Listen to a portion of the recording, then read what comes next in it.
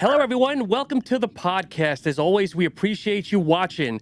For those that watch the show, you probably recognize three of these friendly faces. My first guest doing his very first show this year. He is the owner of CT Barbell in Jewett City, Connecticut. Back again, Mr. Jay Doherty. Jay, good to see you. Likewise, good to see all you guys. Next in the lineup, he is the man behind the very popular Talking Mess podcast.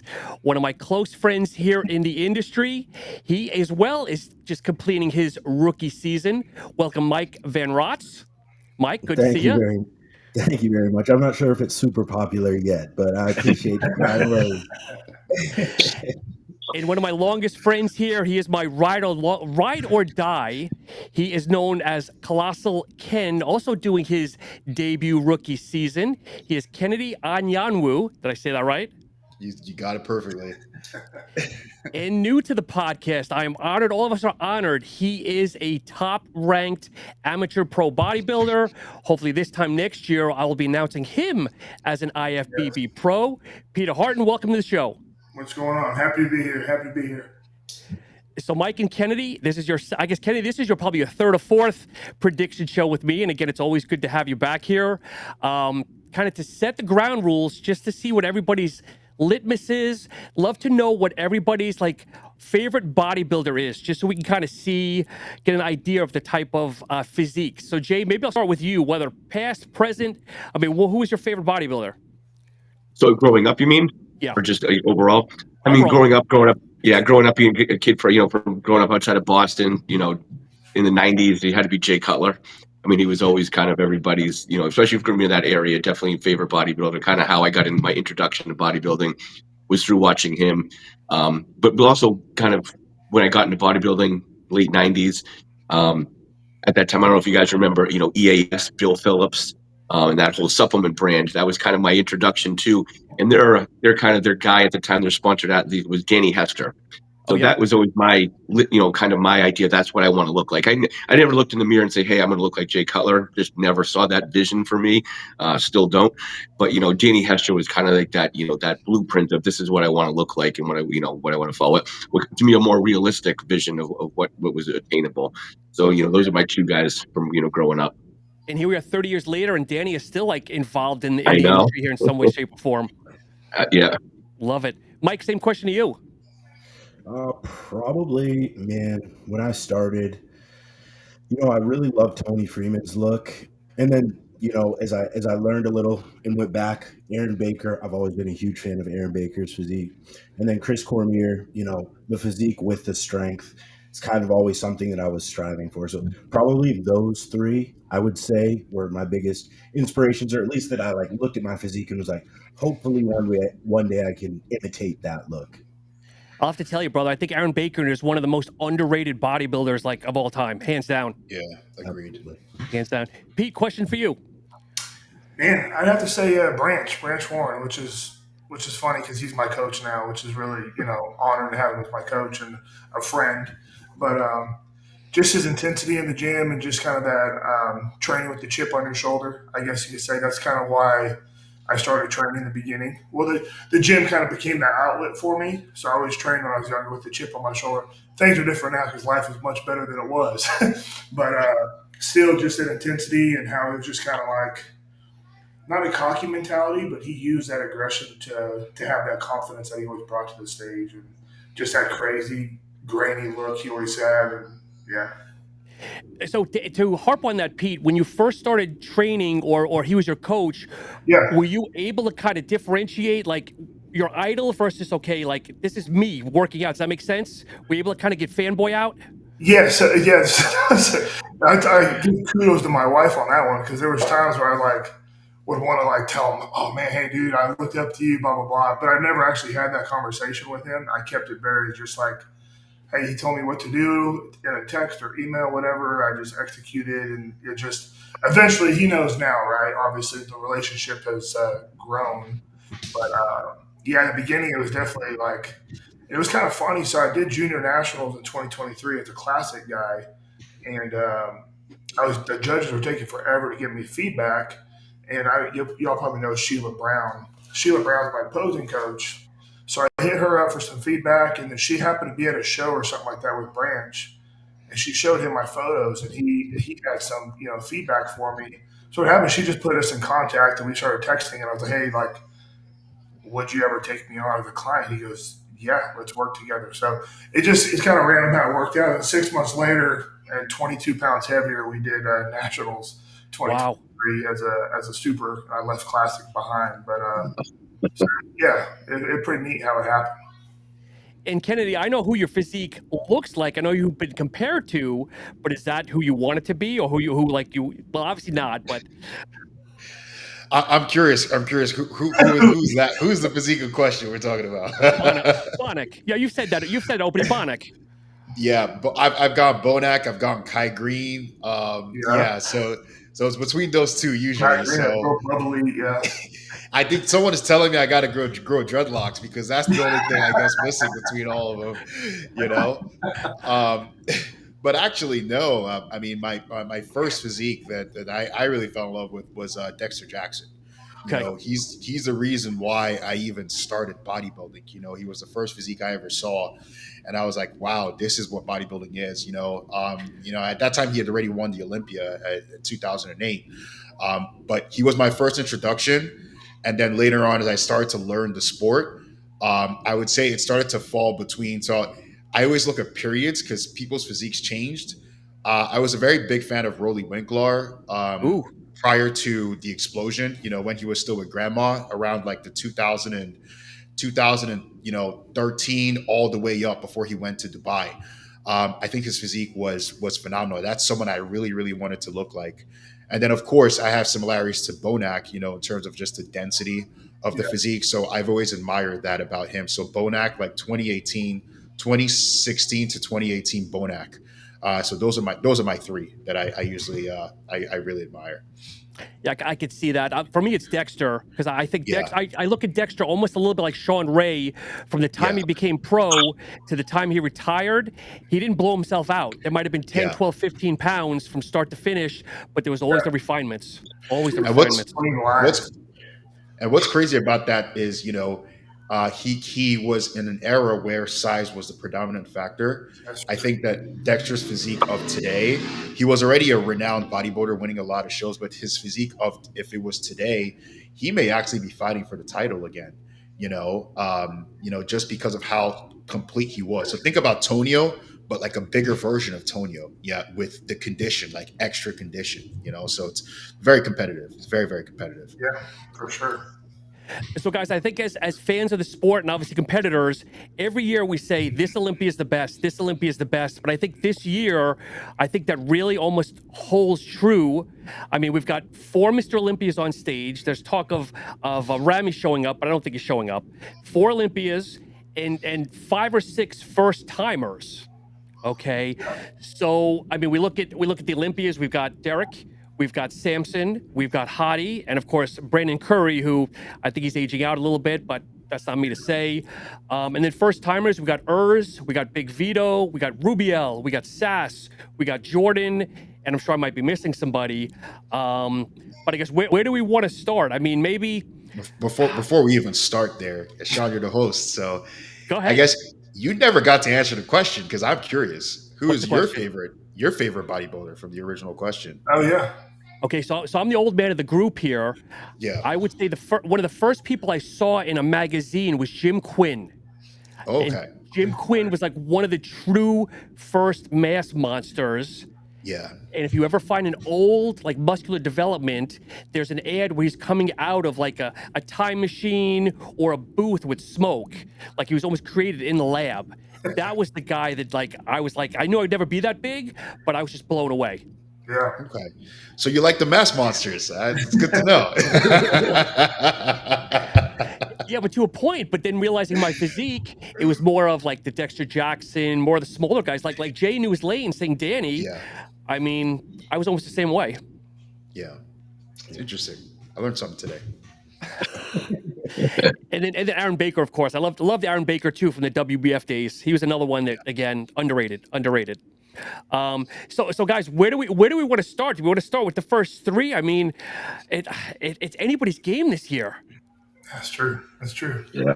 I mean, I honestly think the top 6 is the easier portion of this. Depending on how deep we're going, I think we're all going to have some Similar. combination of similar guys in the top 6. I think like I said before, 7 through 16 is like boom, shooting in the dark. Yeah. Yeah, I think the top 3 or 4 is pretty established at this point. They're the 3 or 4 perennial bodybuilders, and then everything from there down is kind of free game. That's the way I see it. So the positive this week that Hadi is now in the States. I mean, there was a question mark with him. Yeah. And unfortunately, Mike and I were talking, I think, before everybody jumped on. I think Behrooz has lost the boat again. I think we all want to see Behrooz, but I don't think he's going to make it. I think Behrooz is a top 5 guy, really. Yeah. Question for you, though, Sean. Go ahead. You think Hani's coaching him? Do I think Hani's coaching Hadi? Yeah. I don't know. He picked him up at the airport. Why not?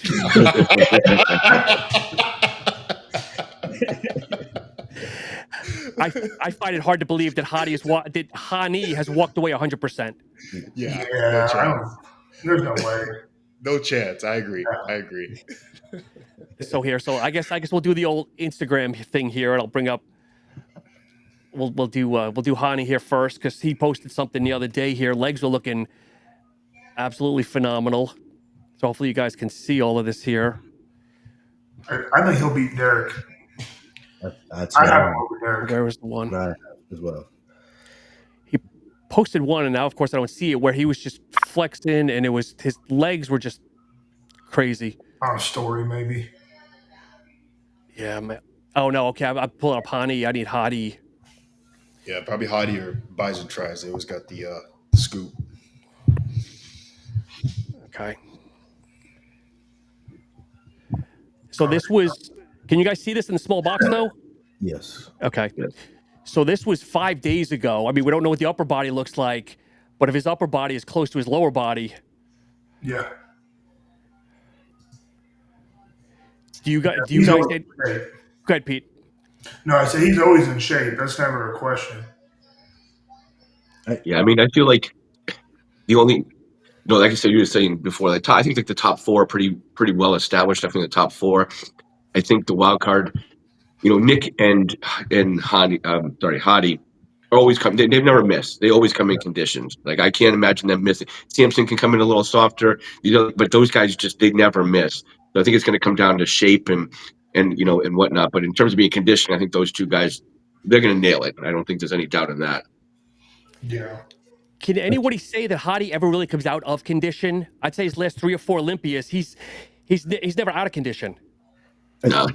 I think the only thing to worry about with Hadi at this point is how much longer do we get top level Hadi? Is this the year maybe we start to see those arms, those limbs slip a little bit? Not that his legs look bad here, but Hadi's not young anymore.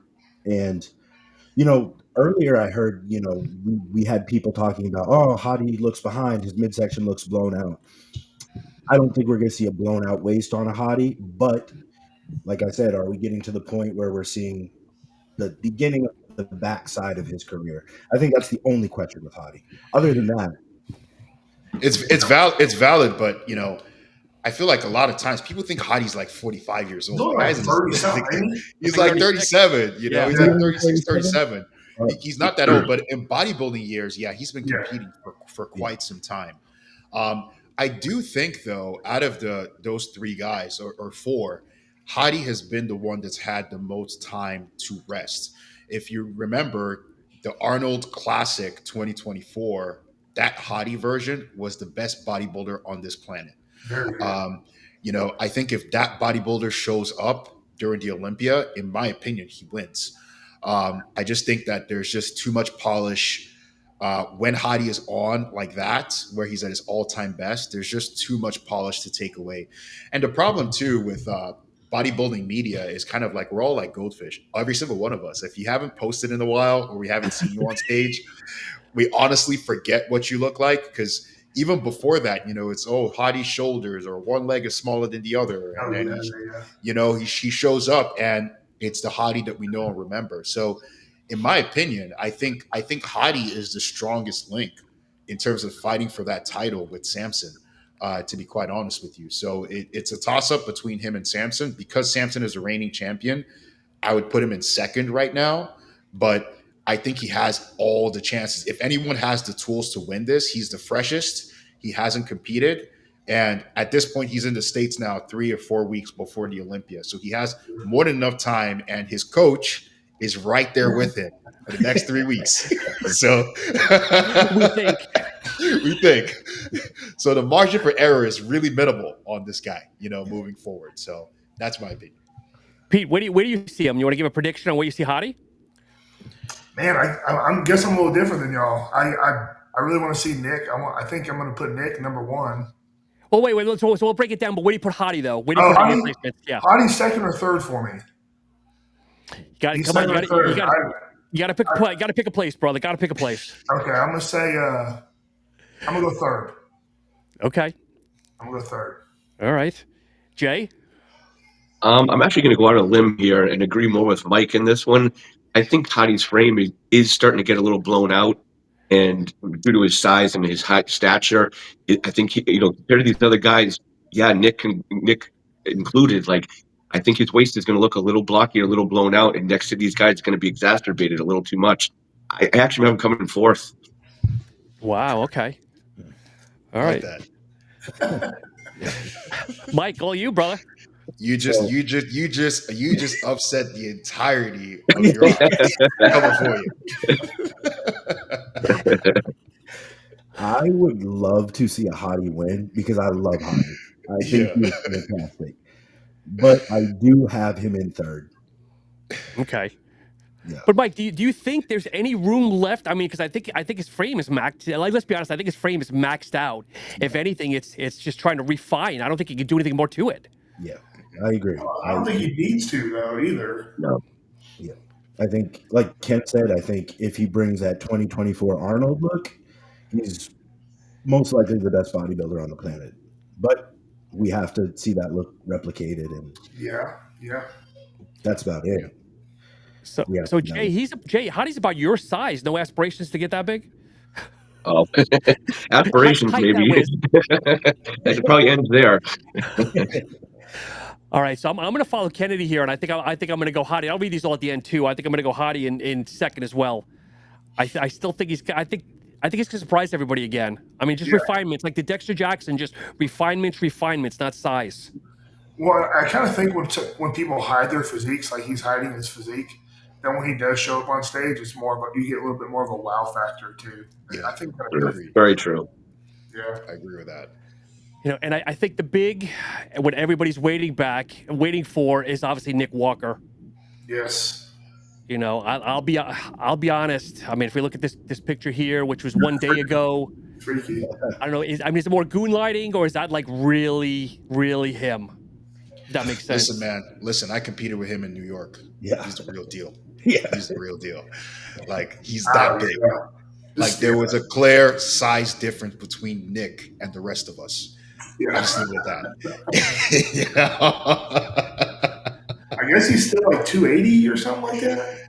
Yeah, something along those lines. He's definitely the biggest bodybuilder on the planet right now, pound for pound. He's definitely the biggest guy. Yeah. But I think, was it Jay or Pete, though, might have said, though, if he is 280, because I've heard that as well, that he's up another 10, 15 pounds from his last show, can he continue to grow without blowing himself out? What he says, yeah. But, I don't know. If his waist even stayed the same and he gained 10, 15 pounds, he's going to look crazy. His waist will look smaller, I think he's also hit a point in his bodybuilding career where he's playing to his strengths. Yeah. So, in bodybuilding, you get to a point where it's like, okay, the Mr. Olympia, or this is the physique that everyone is judging. So let me put my physique in a streamlined manner. Let me do this and that. Nick has realized that he cannot be anything but who he is. So he's embraced that fully, and he's going with the size. He's not trying to come in smaller like he did at that Arnold where he lost. He's not pushing extremely high where he's just excessively big, and he's also still being careful. So I think he's playing a very, very fine line. And I think, with Kyle in his corner, they seem to have gotten a very, very good formula as to the Nick Walker that everyone wants to see is a big freak. He's not going to win the show being, looking or trying to streamline himself. He's got to kill everyone with muscle, and that's what he's doing. Yeah, and I mean, is he taking the philosophy of Jay Cutler, where Jay Cutler has openly admitted that he blew out his midsection, but he grew his back, grew everything else around the poor midsection, that he played the size game and it paid off? Yeah. The thing with Nick is the only thing he had left was just his quad sweep, which is genetically, it's just there's only so much you can do genetically on the quad sweep. The only way he could improve that, he's already wide as a house, would be if the waist actually specifically shrunk down a lot. So the leg kind of accentuated just a little bit more, but he's never going to have a Samson billowing quads from the hip, for example, So the one thing he did improve, which I think shocked myself and everyone, was his back.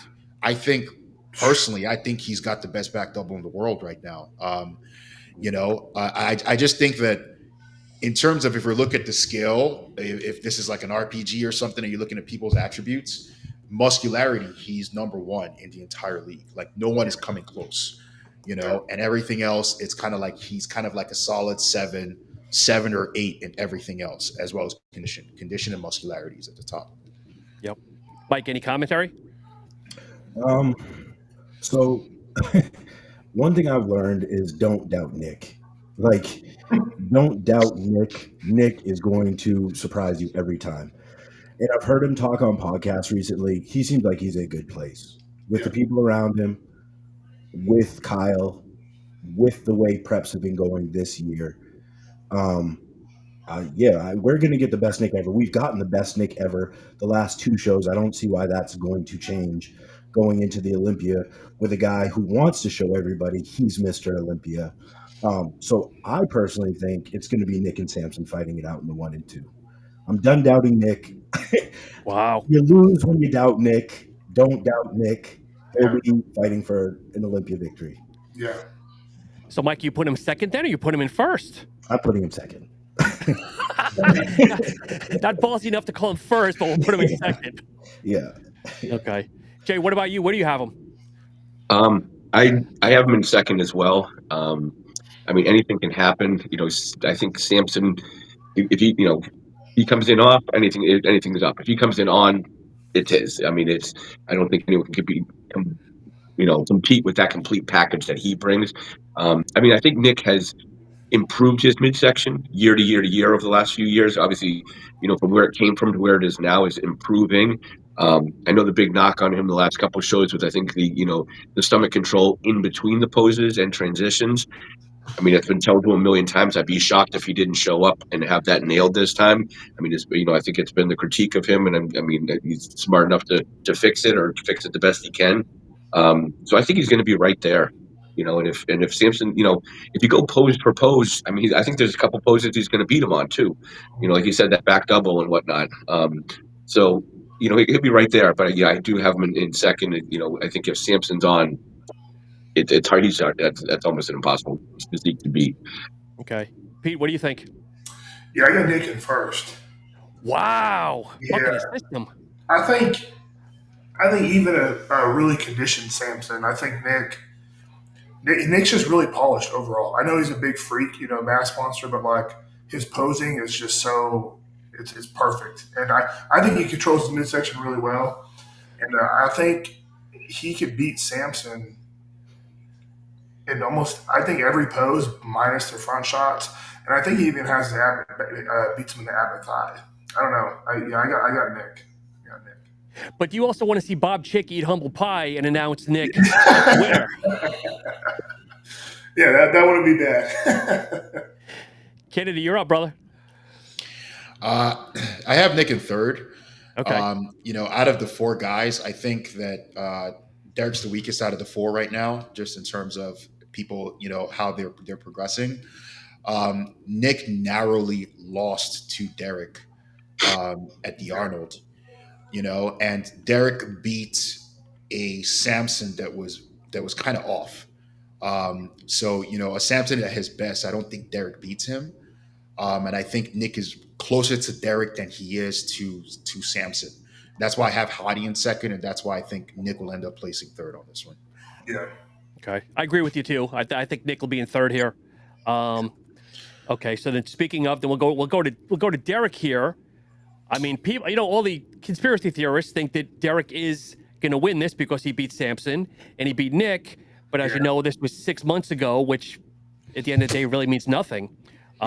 Anybody want to chime in on the thoughts on Derek? Do you think he's got a chance winning first, or is he going to be not first? I don't think so. I don't know. I'm not the biggest fan of Derek's physique. I think it's beautiful. It's a great look, but the conditioning for me through the chest and the delts and stuff like that just, in my opinion, just throws off his whole look. His arms, they just look like a bubble. They're just soft. There's no detail in them. And I think that's going to expose him a lot, especially at Peel and Samson, and then Nick, how hard he always is. And yeah, I think when Derek first came on the scene, Derek benefited from the shock factor. Kind of like very similar to Urs, right? How Urs just came into the open with Italy. No one had ever seen Derek as an open bodybuilder full blown, and that was to his advantage. That Olympia, that he came second and then he won the following year. But if you see now that people are that honeymoon phase of the physique is gone. Andrew had something very similar. Now you can see Derek with the gaps that he really has, which is, there's a little bit of an imbalance. There's a lot of imbalance between the top body and the lower body. And from a conditioning, not just from a muscularity, but conditioning as well. The front to back conditioning doesn't match a lot.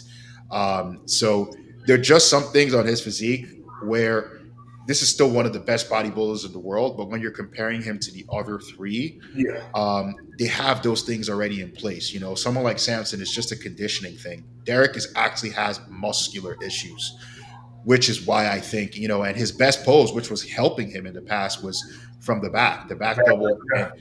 And Nick already beat him in that. So he's already lost the edge that he had in previous years. So I think he's going to be in fourth place on this one. What do you think? Go ahead, Pete. No, just talking about that, one of Martin Fitzwater and Derek, did they stand next to each other at the Arnold? Pittsburgh. They did. Oh, yeah, Pittsburgh. Yeah.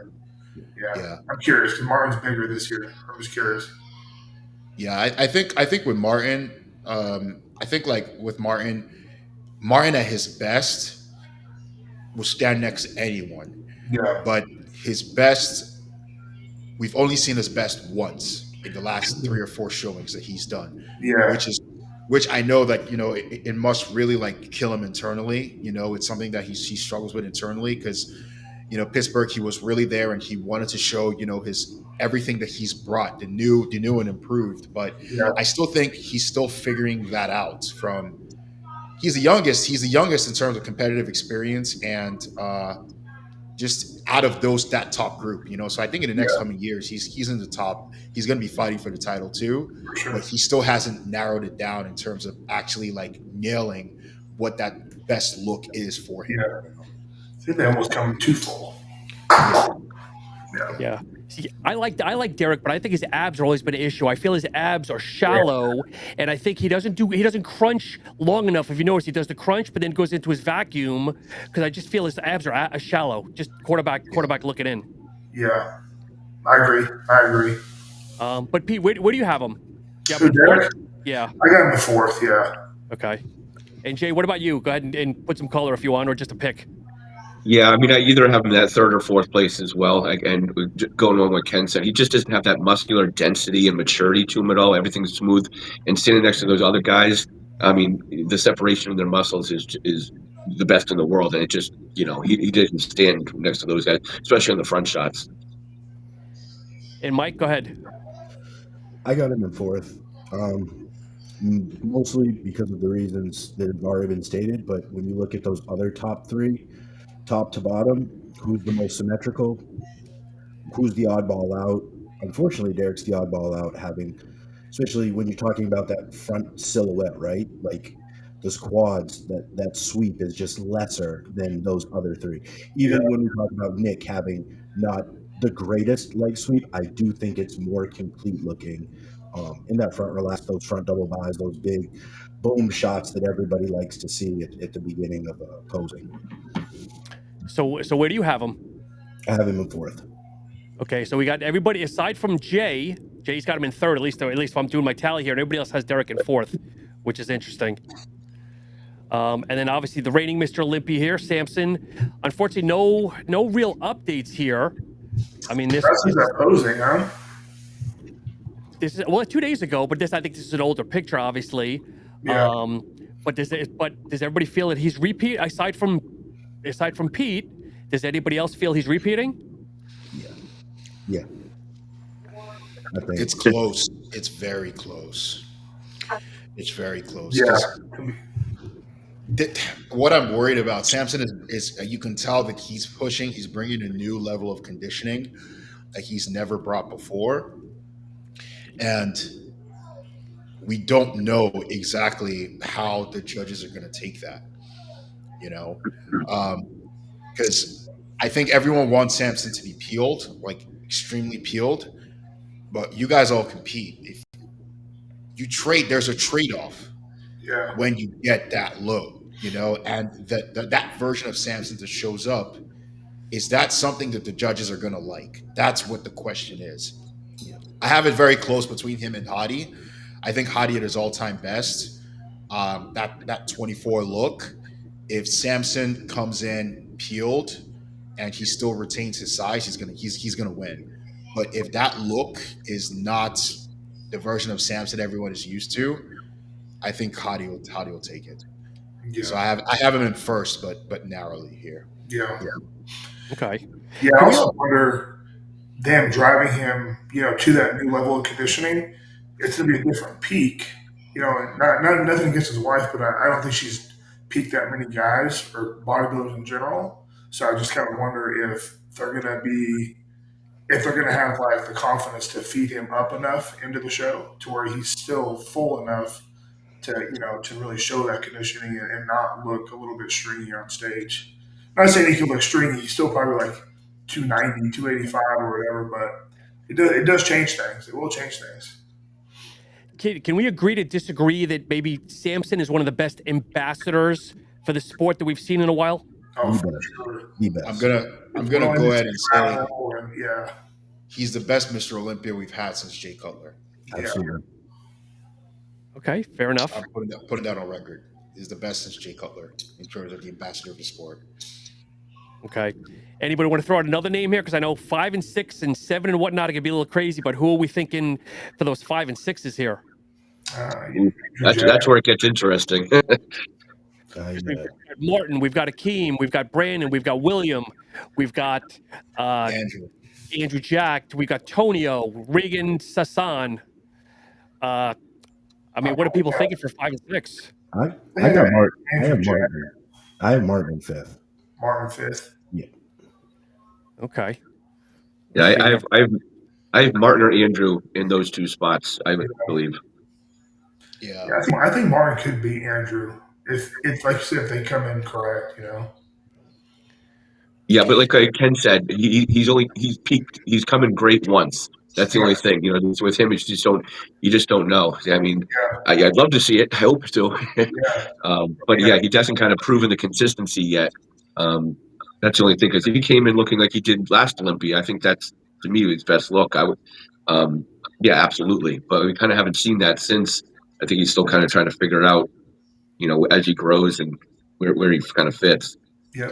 Yeah, for both of them, that's where it's a little bit tough because Andrew historically has not had the best showings of the Olympia either. It always seems like he doesn't want to be there, or I don't know. During that time period, like the last Olympia, for example, it just seemed like he didn't even want to be there. Like historically, his showings have always been better in the shows before he gets to the Olympia. Yeah. So I mean, I'm a big fan of Andrew Jack. So I really, really hope that. I know he's in Florida right now compared to like in California a couple of years before. So he's training at MI40 right now in preparation for the Olympia. But I still think that Martin, in terms of margin for error, Martin is still ahead. Muscularity wise, Martin has no weaknesses. It's just a matter of if he's peaked right. So I think I'll still put Martin ahead of Andrew in this one, and I'll put Andrew as sixth, and then Martin as fifth. Yeah, unfortunately, neither one of them, they're hiding here. Neither one of them have posted anything recent. So that's the name of the game right now, dude. Like, you can't. All right. I'll say Kennedy, this Kennedy, one you said, I'm thing. sorry, you said Martin fifth and Andrew sixth, or vice versa? Yeah. Martin fifth, Andrew sixth. Mike, I'm sorry. Go ahead, buddy. I was just gonna say, and I'm not speaking for Andrew. I don't know Andrew personally. I met him once in Texas. Super nice guy. Big fan of his physique. If he ever hears this for any reason, do not get mad at me. I don't want the smoke at all. But when we talk about a Martin versus an Andrew, we're talking about a guy who absolutely loves bodybuilding versus somebody who it seems like sometimes is bodybuilding because they are good at bodybuilding. Yeah. And it's really hard to place that guy that just may have raw talent above the guy who has raw talent and would die for this sport. Yeah. So I have a hard time putting Andrew above Martin. And so that's why I have Martin in the fifth spot, Andrew in the sixth spot. Yeah. Okay. And Andrew's another one. Andrew's, I think, late 30s as well, but I think his bodybuilding experience is only like 5 or 6 years. I mean, he's fresh, but even though he's up there in age, if that makes sense. Yeah, absolutely. Jay, what do you think here for 5 and 6? And we'll obviously go into some other things in a minute, but are there any names we haven't mentioned or are you leaning towards Martin and Andrew as well? Yeah, I have them in those exact spots as well, for the same reason that these guys do. Like, I think again, if Martin shows up at his best, I don't think it'll be close between 5 and 6 if he shows up at his best. But it's just a matter of if he can hit that peak again or not. And Andrew, I mean, like you guys are saying, genetically just through the roof.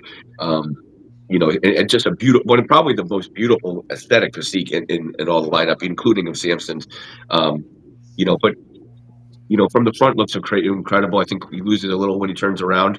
But again, I think that the muscle density that Martin's going to bring and as Ken was saying, just the consistency of placings and what they show up, you got to kind of have to lean towards Martin as being that guy that's going to take it between those two. Pete, what about yourself? Yeah, same. I think I'm going to go Martin 5, Andrew 6. Okay. Martin, I've met Martin a handful of times, and he's very, very disciplined. That dude pours everything into bodybuilding. He's about as much of a bodybuilder as it gets. So I think that, like Mike was saying, that shows through. And he's still young too. I think he's late 20s as well. I don't think he's peaked at 30 yet. No, I don't think he's 30 yet. Yeah. Because I know in the Talking Mess on Mike's podcast, somebody said that they thought Brett was going to place better than Martin. Do you remember that, Mike? I'm not sure who said that. He doesn't remember. All of a sudden. I have to listen here. Let's see. Brett's physique's beautiful, but I just think it's not the thickness isn't quite there. No, I do have Brett in my top 10, so I was going to get to him later because he's my dark horse for the Olympia, but I don't have him above Martin. I didn't say you. Me and Luke have a side bet going on. I said Brett will place higher than Vito, and he said Vito will place higher than Brett. So we have a little side bet going on there. Okay. So here's a name. I'm going to buck the system here at 5 and 6 that no one's talking about. And again, Kennedy, he's your boy, William Bonnick. Oh yeah. So is his body worn out from doing so many shows this year? Is he going to still show up looking well, or is he kind of? I have been 6th. I'm going to throw a monkey wrench and say 6th. I've competed against Bonac. I'm a big fan, but William is not the William of 2018. If this was a 2018 William, he's fighting for 1 through 3. But the William of today, Father Time catches us all. So there just are some inconsistencies in his physique now, which any regular show, William kills everyone. He killed me. He killed me in New York. I'll admit that. But I just think that when you're talking about the Mr. Olympia, these are the best of the best. it's a little bit hard for me to put him up at sixth. When there are other physiques that are there. He's really competitive, but I'd say like Tonio, for example, William versus Tonio. Who won in Dubai? Was it Tonio or William? I think Tonio beat him in Dubai, didn't he? I believe so. Yeah, yeah. So I'd say like a Tonio, for example. I think a guy like that would still be ahead of William in a lineup like this. I think Tonio is very, very underrated. I think people are, because he's not as big as a lot of these guys, but in terms of structural flaws, he has none, like zero. The only thing missing on him is size. So he's very, very dangerous. So I really think Tonio is going to crack that top six this year. See, but I look at William as almost like, again, Dexter Jackson a little bit. Dexter Jackson went on a little bit of slide, reinvented himself, and started winning and placing high again. And Bonnick had that little bit of slip, and I feel he's reinvented himself. But again, he's 5 compact. 6 shows, yes.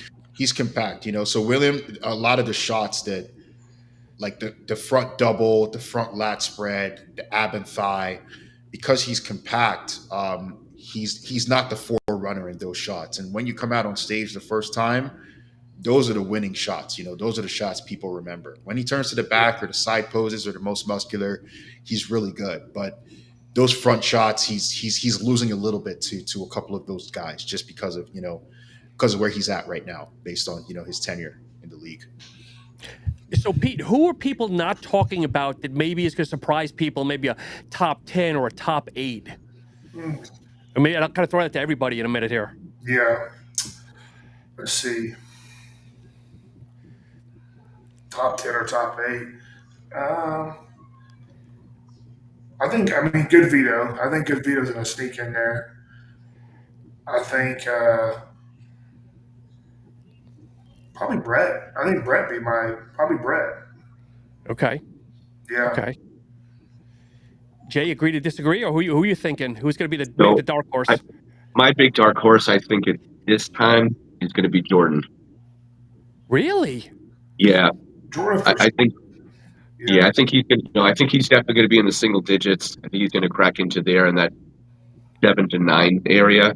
But I think he's going to, surprise a lot of people. I think he's I think he's really complete. I mean, I think over time, I think the size and density will get there on him. I think he's a complete bodybuilder, and as he continues to grow, I think he'll do better. But I think just the overall frame and presentation, and I think he's going to surprise a few people. Okay, Mike or Kenny? Okay, Pete. No, yeah, I see him in person. Well, Ken sees him in person now too. Jordan's a big dude. I think I didn't consider him a dark horse now, but it's just because he just came off of 2 wins. So I feel like a lot of people are talking about him. But yeah, he's definitely, I would say, a top 8, a 7, 8 spot. Okay. Yeah.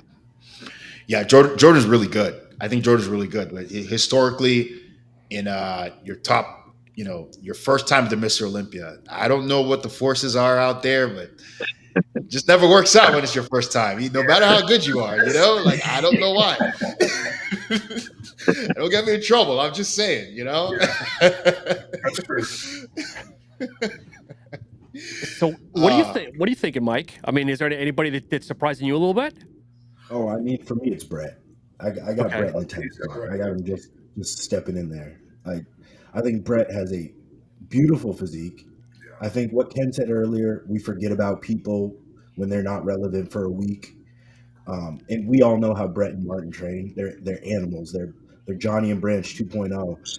And I don't think that with that year of working like they do, that we're going to see the same Brett that we saw a couple years back. I think we're going to get a conditioned Brett, a bigger Brett, a Brett with a more complete back. And I think we'll crack the top 10. Okay. All right. So as you mentioned earlier, first timers, we got Big Vito, Rubiel, Sauce, and we already mentioned Jordan, but maybe out of those, who's going to place the highest out of all those people? Who are we thinking out of that new crop of first timers here? I'm going to go on a limb and just say Rubiel. It's just it's too much. The mass is just it's too much. Like there's Rubiel doesn't play by the same rules that we all do, if that kind of makes sense. You know, he doesn't need to be the most conditioned guy because he's just so muscular that he just beats guys based on muscularity. You know, he may not be as peeled as you, but you turn him to the side, he hits that side chest, Side leg. it's over. You know, it's over.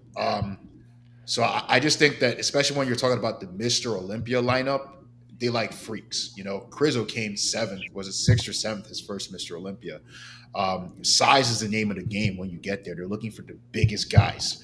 So I think Rubiel is definitely going to come out at the top of that crop amongst them. As long as he's in an acceptable condition, I think I would say Rubiel goes as high as even seventh. I'm willing to call as high as seventh if he's in condition. Wow. That's a soundbite. Wow. Holy, okay.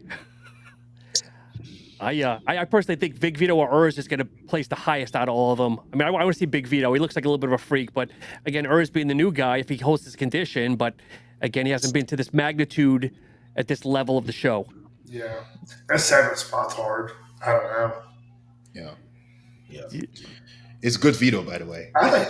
All right, we landed on the spot here. Okay. I think Rubiel is actually he actually is not a bad physique to look at. You know, like he's not put together that bad. I hear some guys talk a lot of negative things. I'm like, man, I don't know. It's pretty aesthetic in a lot of ways. Certain poses is very aesthetic. His front shots are kind of unbalanced because his quads are ridiculous. Like from the side and back, his side shots. Yeah. I mean, what is he? If he was in condition, say he was actually like peeled to the bone, right? And you just brought his neck down just a little bit. I mean, what are we talking about here? Like the guy is a top three, instantly a top three. He doesn't have any missing body parts, and he needs to lose a little bit of legs. Like that's not a bad problem to have, dude. Like just stay on the Stairmaster for all your cardio and don't hit legs for your entirety of your prep, and you're gonna be good. You know, like. Yeah, he's a monster. I'm like, there's some people, we've all been in this game for a little bit, and there's some people like that show up out of the woodwork, and you're just like, wow, like a human being can actually, like, I'm actually surprised, like a human being can still look like this. You know, he's really impressive. Like that is talent at the highest order. Really impressive. Just figure if you're a fan, not a true fan like we all are, you go into your first Olympia, and if there was a lineup of Andrew Jacked, Samson, Rubiel, and let's just say Rami showed up. Think about those four guys just standing together.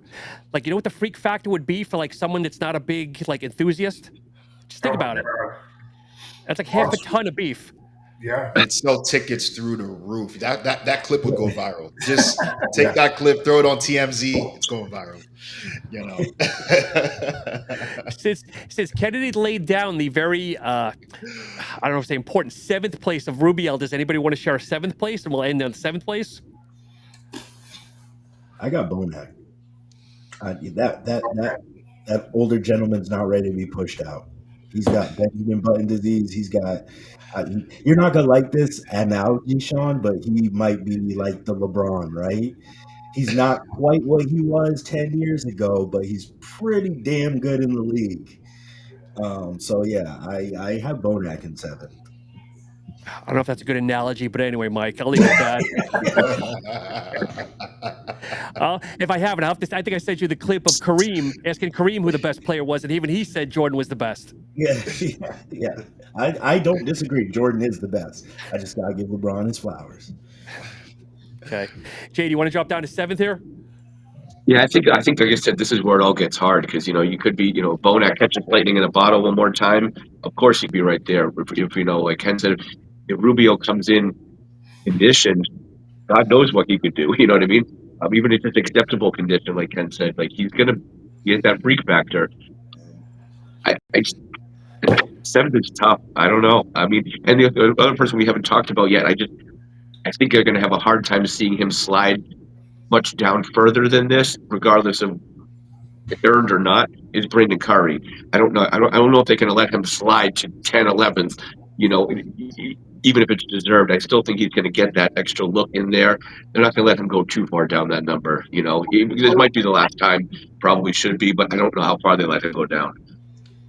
Where'd he land last year? Was it seventh, sixth, seventh, ninth? Was it eighth or ninth?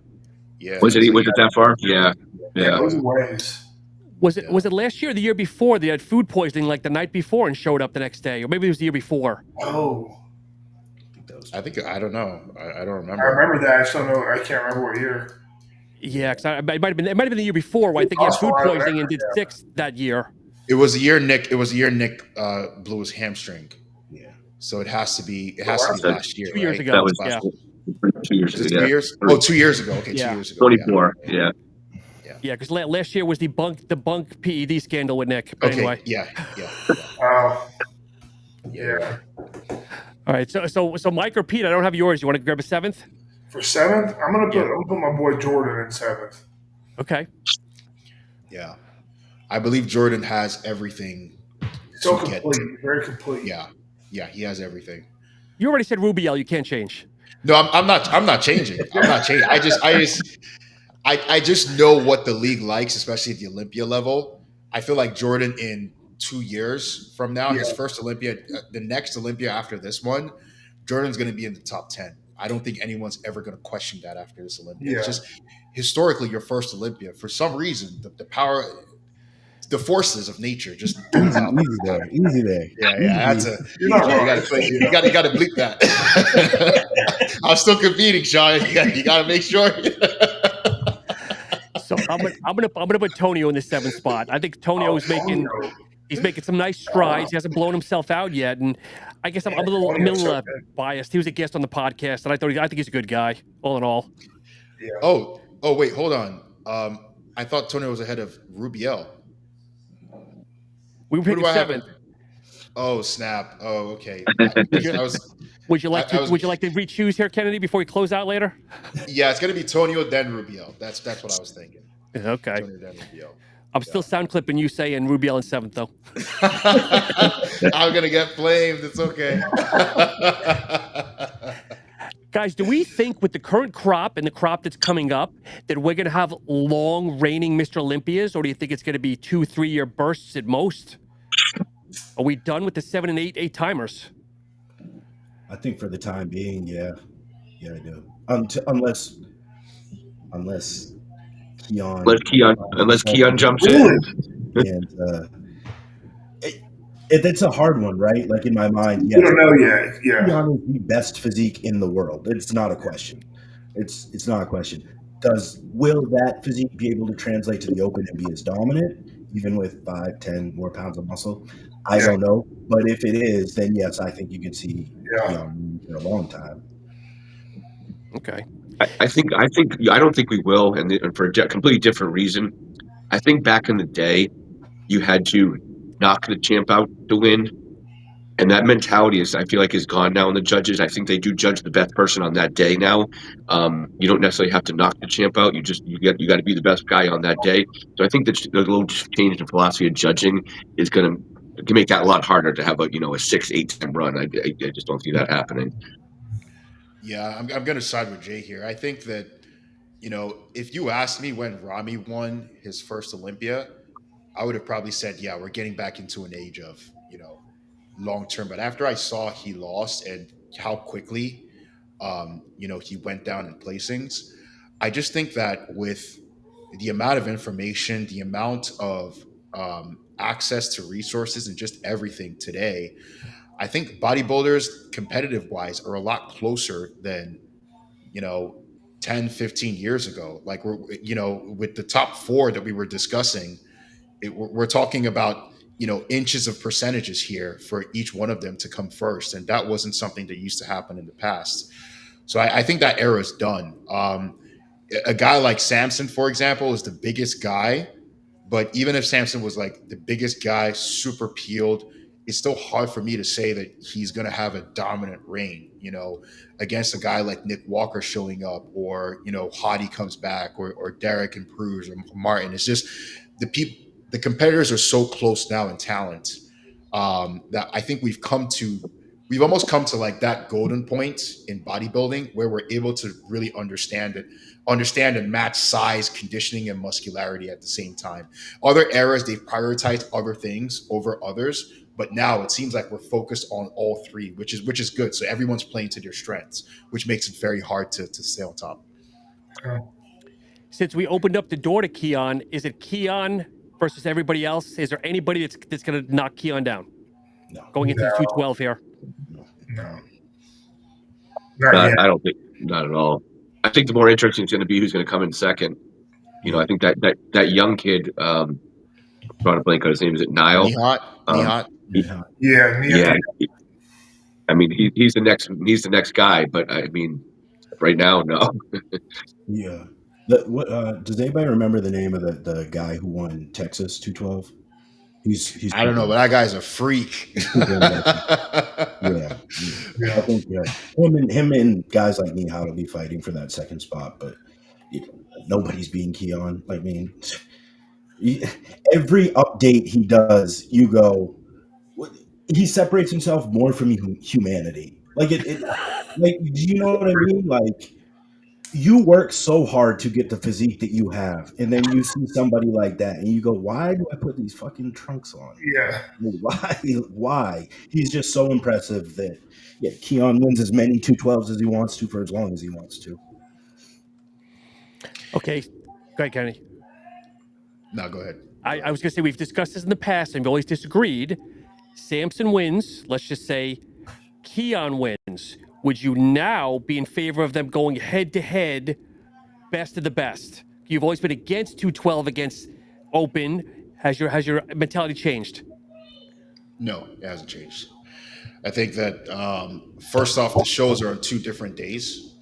That's the first thing. Okay. It's unfair to the 212 champion to, he's already peaked for the first, because 212 is Friday night is the 212 show, and it's the Friday of prejudging. So he's got to peak again for finals the next night for the Mr. Olympia finals. And what does that also say? Like, I don't think it'll happen. I don't think Keone would beat Samson even if he won. But let's say hypothetically, the 212 champion of a particular year beats the Mr. Olympia.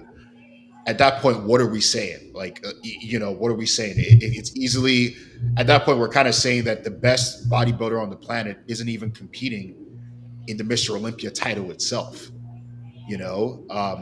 I think that if you want to be the Mr. Olympia, you got to battle it out with everyone else in the Mr. Olympia open division. That's just my opinion. Okay. Mike, I think you disagree, though. It looked like you were disagreeing a little bit. Well, as a fan, I would love to see it. Absolutely. Yeah. That's what people want to see. Does it make sense, what Ken said, to make a 212 or peak twice? Absolutely not. Like, logistically, you would have to have open and 212 compete on the same days and move categories around. Okay. But as a fan, would I want to see it? Absolutely, I want to see that. Yeah, and not to even break away, Mike, from what you said, but hypothetically, let's say it wasn't Samson and Keone. This is like 7 years down the line, and they're really close. You're gonna tell me you won the Mr. Olympia Open Division, and then some guy from the 212 takes that $700,000 check? You kidding me? No. There's money involved also. You got to look at it from other perspectives too, or even if they paid the Mr. Olympia of the Open to 700 and didn't give it to the 212, and then he ends up winning, what does that say, right? There's a lot of things that when you look at it logistically, it starts to really crumble the entire infrastructure of bodybuilding itself, and it just doesn't make sense. Okay. Mike, it's Lucas Garcia, 212er you were asking. Oh, yeah. He's special. When Keone decides to move on, when Keone decides to move on, he'll have a very good shot. So, guys, we'll go around the horn here. Classic. Is Mike Sommerfeld and nobody else? Is anybody going to dethrone Sommerfeld? No. Not yet. No.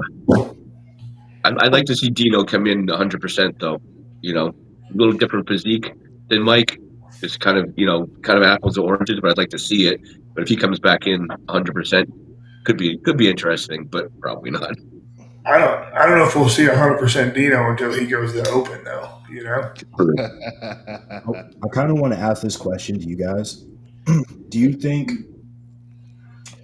what started with Chris Bumstead and now we see Urs doing, and probably Ramon, do you think this changes the thought of what classic is?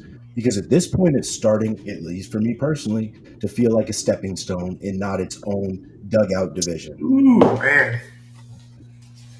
I feel Mike's changing the physique lines a little bit. Mike looks more like a bodybuilder in classic, but everybody else, please. And we have no real concrete guidelines, right, to what classic is. It's basically judged as smaller bodybuilding. And then we get these guys that come back year after year, and we really don't see a lot of change in the physique. And the whole point behind bodybuilding is to improve, right? So do we think that classic, especially without Chris, is becoming just kind of a stepping stone class, or can it hold its own and be? I mean, history would show that you are correct, in my opinion, because the 212 went through that exact path, right? 212 was its own thing. And after Flex Lewis vacated the title, it became more and more of is this a stepping stone class to the open? Yeah. So I do think that classic is going to naturally go down that path. I do think at the end of the day in bodybuilding, all roads lead to the open. That's just the end of it. All roads end up leading to the open eventually. So I think that's going to happen till you get another guy who's kind of iconic in the class that can really carry it on its own. Yeah. Jay, you're a classic competitor. What do you think? I definitely agree, because I mean, I think I'm probably in the best position to say this, speaking personally, is we all wish we could be in the open. We just can't do it. We don't have the structure, the sizes, and that. But if we did, like these guys do, we absolutely would make that jump. Absolutely, So I think everybody strives to be in the open. That is what we, even myself, consider "quote unquote" real bodybuilding. So I think everybody's, and if you have the ability to jump from one to the other to the next, I think that would be all of our dreams. And the guys that are able to do it, I think should do it. So yeah, I think it is definitely, it can be a stepping stone. For others, they're going to be stuck in that category forever. You're never going to see a Logan Franklin jump into anything other than a classic. But these guys that can, like an Urs, Ramon, obviously probably will and should. I mean, of course, I hate, like you said, bodybuilding is about growth. We want to maximize. No one wants to be. We all want to be bigger. We have this mental problem. We all want to be bigger and bigger. These guys are holding themselves back, and to be, to stay in these categories, when they could advance their physiques further. And again, lots to be said. Is it better off winning in classic versus coming in sixth in the open? Well, maybe monetarily, it's probably still a toss up, to be honest with you. But I mean, I think as a competitor and as a love of bodybuilding, we all want to. Anybody would want to graduate into that open division eventually. Yeah. Okay. I don't want to see these divisions hold people back, and I think to agree that some of that is actually doing that to some of these guys. Yeah. Guys, as we wind down just a little bit here, anybody want to talk about the new point system for next year? Because I'm hearing different things that maybe you guys can verify. One source, Tim Wilkins, I think it was, on one of his shows, was saying that if you win a top tier show, you're guaranteed to get an O spot. But some of the second tier shows, you have to win 2 first placers. Has anybody heard similar, or is anybody following the new point system for next year? It's officially up on the IFBB Pro website. So it's officially in the rule books. There's actually, I can send you the link to it after I read it. But yeah, it's basically what you're saying. There's tier 1 shows, there's tier 2 shows. Okay. So essentially, if you win something like an Arnold, a New York Pro, you're going straight to the Olympia for specific divisions. So the divisions that, they're trying to cut out a lot of the excessive competitors that they have, like men's physique, bikini, wellness, those kind of divisions, right? But like women's bodybuilding or figure or physique, women's physique, where there are not as many competitors, it still stays the same way it has been in the open, which is basically there's no point system for the open. There's no point system for, there's no points for open or 212, but like classic and men's physique, there's a point system just because, dude, there's like 78 guys going to the Olympia this year, Yeah. And they need to do something about that. I have a hot take. Eventually, I do think that eventually this is leading down the road to a lot of those tier 3 shows dying out, and what I mean by that is, you guys know the shows that like kind of show up and they only have like men's physique and bikini. You didn't even realize it happened during the weekend. Yeah, if you're a top tier competitor, like you're going to avoid those shows at that point, because what's the point of going into, trying to compete 3 times just to earn a qualification spot? So I think over the next coming years, you see those shows kind of tend to dry up. You would probably have lesser competitors, and the turnout for those shows may not be as high, which I hope would bring us to a more finite number of shows that happen during the circuit. It's kind of like, like your Grand Prix or something, like there's a finite amount of circuits Yeah. for the actual, to get to the main championship. And I think we should have that. I just think there's just too many shows, and we need to get to a point where outside of the competitors, pushing and doing everything to get to the Olympia, we need that from a promoter standpoint. Let the highest bidder get the best show. If you can pay the cash money if you can pay the cash to the competitors, you should have the show. It doesn't make sense to have a show that's giving out $1,000 as cash prize because you got bikini. I don't think those shows should exist personally, but yeah, I'm probably going to get in trouble. I'll stop there. So I, personally, as a fan, I'm kind of in favor of it because I think we see some of our favorite competitors compete more instead of winning one big show and shutting it down to the Olympia. But then obviously as an athlete, there's the health risks involved. So I look at it from both sides of the coin. That's just me. Yeah. So, because if you're like a Ramon Dino, or you're like a Justin Batterina, at that point you're just going to go to the top tier shows. If you're already a top 10 top 10 Olympia candidate in your division, it makes no sense for you to compete 2 to 3 times unless you're 100% sure you're going to win those shows and they're back to back, right? But you're not going to take 6-7 weeks out just to go to the next show when you have a chance to go win Tampa, and you do it once and you get yourself to the Olympia. So, yep. Guys, do we think in the next maybe 3 years that the Arnold or the Olympia will be at 1 million? The way things are going, the way progression has been in the last 3 years? Yeah, wouldn't surprise me. Yeah, for sure. Okay. So guys, it's been great. Any other topics maybe as we wind down here? Questions, pros to pros, or any other questions? No. I just want to say I saw Mike your debut at Texas. I was there in person. I think he had a phenomenal showing. Texas was stacked this year. Texas and Tampa. Yeah. Whoa. I thought my shows were stacked. Those were some stacked lineups. And you did really well. And dude, it's just like we talked backstage and everything, but I just want to give him his flowers here publicly. When your pro debut as a pro, mentally, if you guys know what happens behind the scenes mentally, it's very, very challenging and daunting. So you did the job, bro, and you look great. So congrats. I appreciate that, man. Thank you very much. Yeah. Thank you. I appreciate it. Yeah. Well, congrats to you in your rookie season too, because it was much more impressive than mine. And you definitely shook up the industry. Obviously, you're everywhere now. So congrats to that. Do you want to share on here? Do you have an idea of 2026 yet, or is that under wraps? I don't know. I don't know yet, honestly.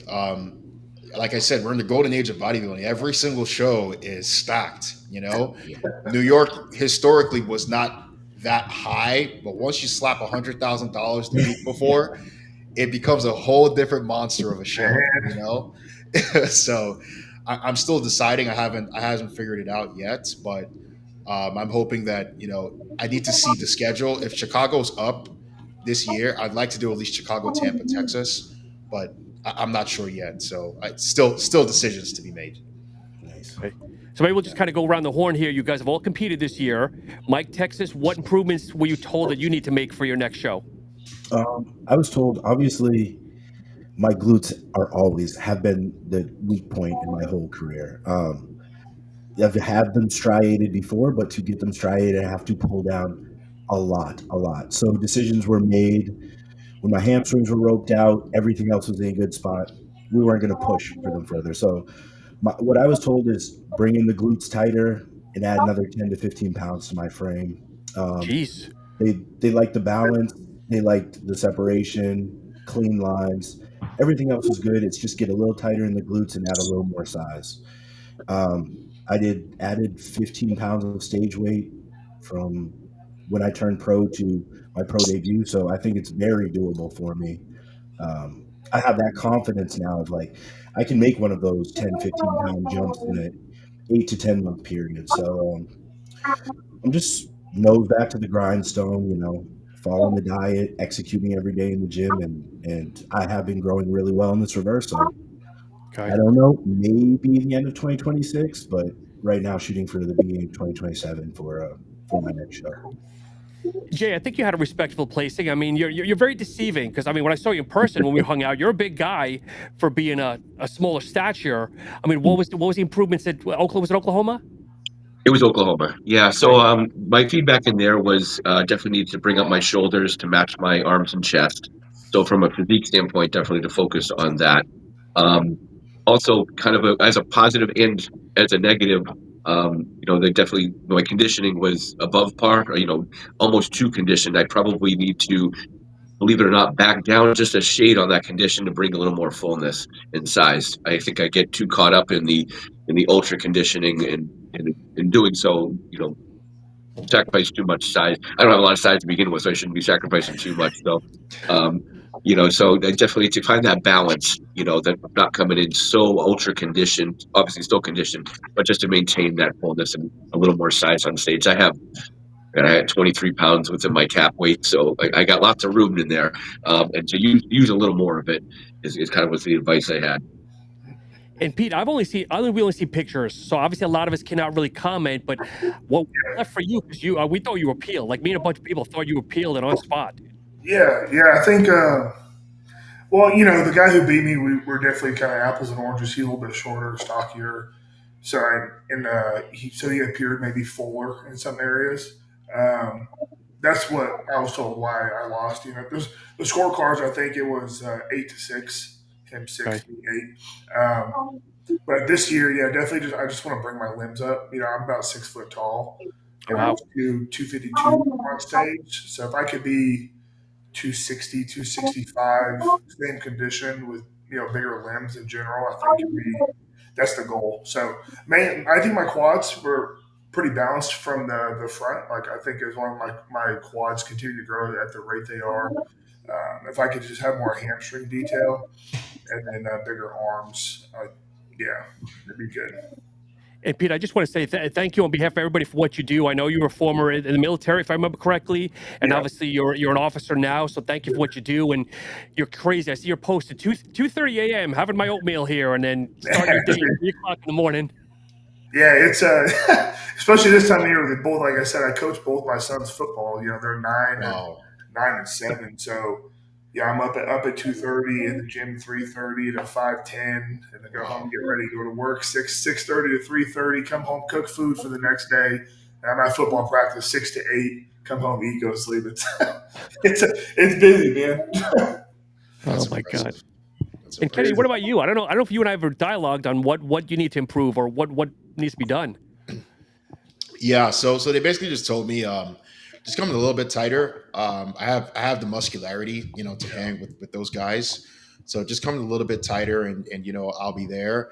And then for me personally, just my back, I think like for me to take it to that next level where you're kind of undeniable is just to improve my back. So that's been the job this offseason that I've really been working on is just slapping the weights, man, and just hitting those T-bar rows and the heavy poundage just to improve the density in my back to match the front. And that's pretty much it. And then for conditioning wise, I had that really big offseason going from amateur to pro, where I went up to 285.